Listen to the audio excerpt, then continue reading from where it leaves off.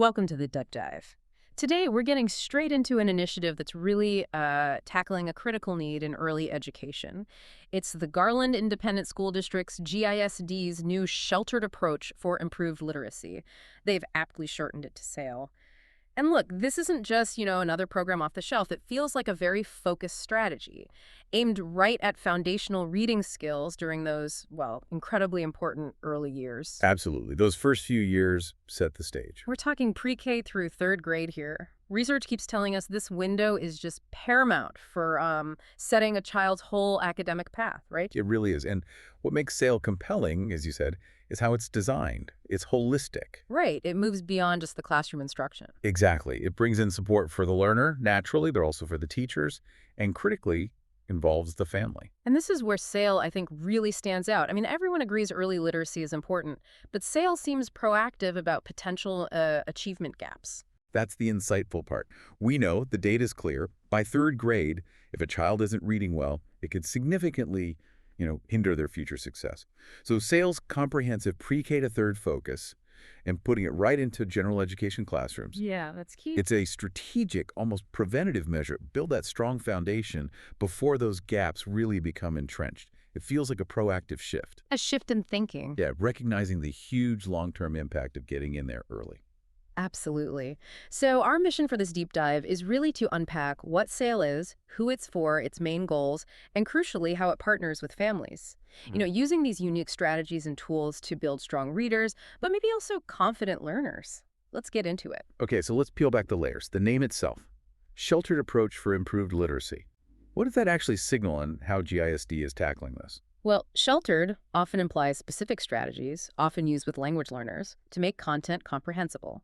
Here, it suggests a supportive, structured environment focused purely on literacy. Okay, and it's a brand new program developed by GISD, specifically for their youngest learners, pre-K through third grade. And you mentioned this earlier, but I think it's worth emphasizing. It happens within the general education classrooms. Which is a significant choice. Right. It's not just logistics. It feels philosophical. It impacts, inclusivity, learning consistency. Definitely. High-quality literacy support isn't siloed off. It avoids that potential stigma of, say, a traditional pull-out model. So it becomes more universal for all the kids in that class. Leveraging peer learning, ensuring everyone gets that consistent approach, and this integrated model is currently rolling out across 8 specific campuses. Cooper, Etheridge, Freeman at Golden Meadows, Handley, Heather Glen Montclair, M.D. Williams, Sugaret, and Tuller. Right. Chosen strategically across the district. So that integration you mentioned, how does that directly feed into the program's main goal, which you said is building strong language skills? Well, that integration is fundamental because the goal is broad language skills. It's not just, say, decoding words. It's recognizing that language comprehension, understanding vocabulary, sentence structure, instructions, that's the bedrock for all learning. Not just reading class. Exactly. Yeah. If a child can't understand the language of the text, reading itself becomes a hurdle, not a help. So focusing on this whole language picture, right, from pre-K, it's incredibly strategic. It builds that robust framework early on. It gives them the tools, really, to grasp complex ideas later, almost future-proofing their learning. That makes a lot of sense. So how does SAIL take that idea and make it, real support? They talk about giving every child the best reading instruction possible. From your perspective, what goes into making that happen, especially for these little ones? And how does SAIL's 3-pillar approach tackle that? That's a great question. Best instruction isn't just a nice phrase for SAIL. It seems grounded in this clear strategy. 3 pillars, as you said. First, there's meticulous, ongoing tracking of student progress. And this isn't just, grades for a report card. It's about diagnosis for intervention, pinpointing where each child is so teachers can tailor help precisely. Nobody gets left behind, ideally. Right, tailored instruction. The second pillar is strong teacher support, giving them strong training and tools. Because, let's face it, any program is only as good as the teachers delivering it. True. Equipping them with strategies, evidence-based ones, and resources. Yeah. That's non-negotiable for quality. And in the third pillar, the one that often determines long-term success, The family partnership. Exactly. Partnering with families every step of the way. And this means more than just sending newsletters home. It's about actively engaging parents as, co-educators, recognizing the home's vital role.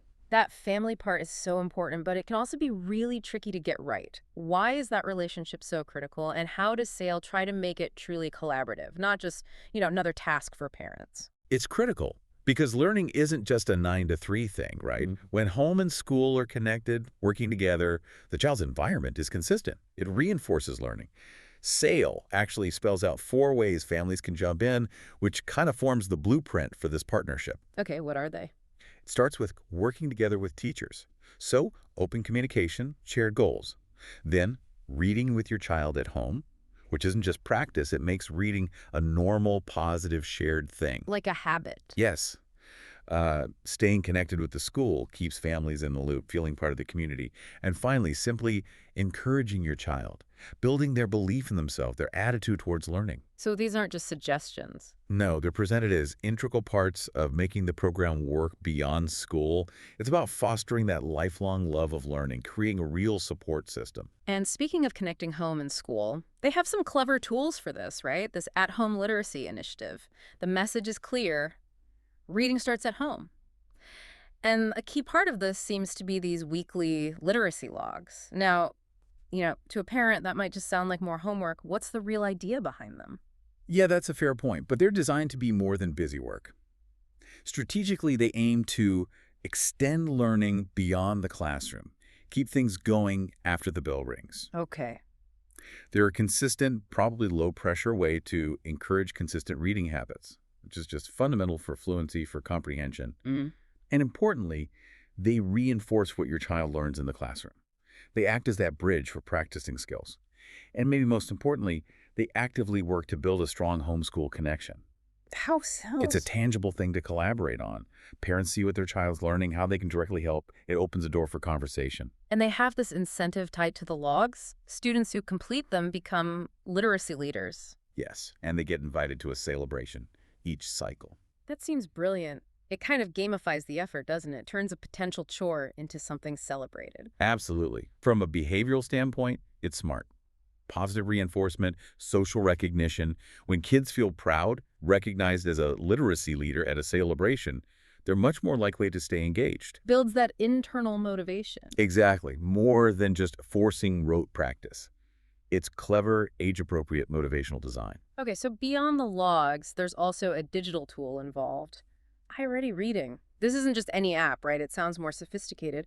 Can you explain its role? How does it help with SAIL's goals, like tracking progress and tailoring instruction? Right. iReady Reading is a really important piece because it offers that personalized learning experience. It adapts to the individual student. It works in 2 main ways.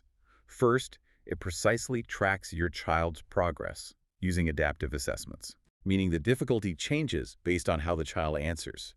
So you get really accurate data on their current skills and how they're growing. That data is gold for teachers, gives them actionable insights. Okay, so it diagnoses. Exactly. Yeah. And then second, based on those results, iReady provides lessons that strengthen reading skills, specifically tailored to what that child needs.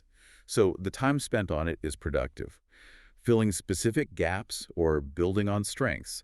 The ultimate goal is to help them become a confident reader by building skills step by step and celebrating those wins. So it directly supports SAIL's overall aims. Definitely. It helps ensure every student is met where they are and grows, both in school and when they use it at home. It's a good example of using tech to boost equity and effectiveness. That's a powerful mix, the logs and the digital tool. Yeah. Now, to really tie it all together, build that community feel, SAIL hosts an actual event in person. It's called Tailgate with SAIL, a game plan for literacy success. So not just an email blast, but a real-world chance for families to get involved. Actually makes a big difference. Yeah. So mark your calendars. Saturday, September 27th, 9 a.m. and 12 p.m. at Lyles Middle School. And they've structured it around this fun game plan idea, which sounds really accessible. Very clever framing.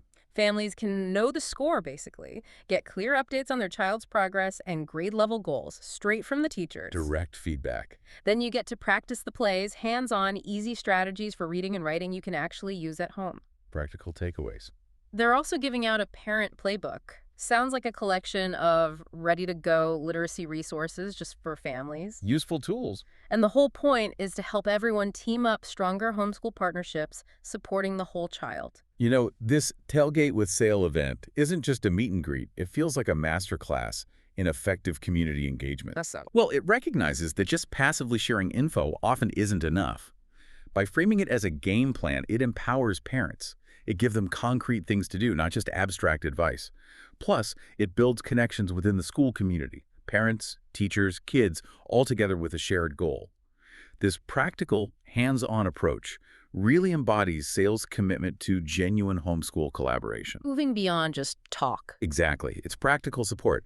Honestly, it seems like a model other districts could definitely learn from for bridging that homeschool gap. And that really wraps up our deep dive into GISD's SAIL program. We've looked at its comprehensive approach from the targeted, inclusive teaching in pre-K to third-grade general ed classrooms across those 8 campuses, to its really creative family engagement strategies like the literacy logs, the SAILebrations, and that fantastic Tailgate with SAIL event. So hopefully you now have a clear, really solid understanding of this vital early literacy initiative and how it's aiming to build confident, successful young readers. Indeed. And programs like SAIL, they really show a significant shift, I think, an understanding that foundational literacy isn't just the school's job. It's a shared community effort. Home and school are integrated partners in a child's whole learning environment, their ecosystem of learning, you could say. And this brings up maybe a final thought for you to consider.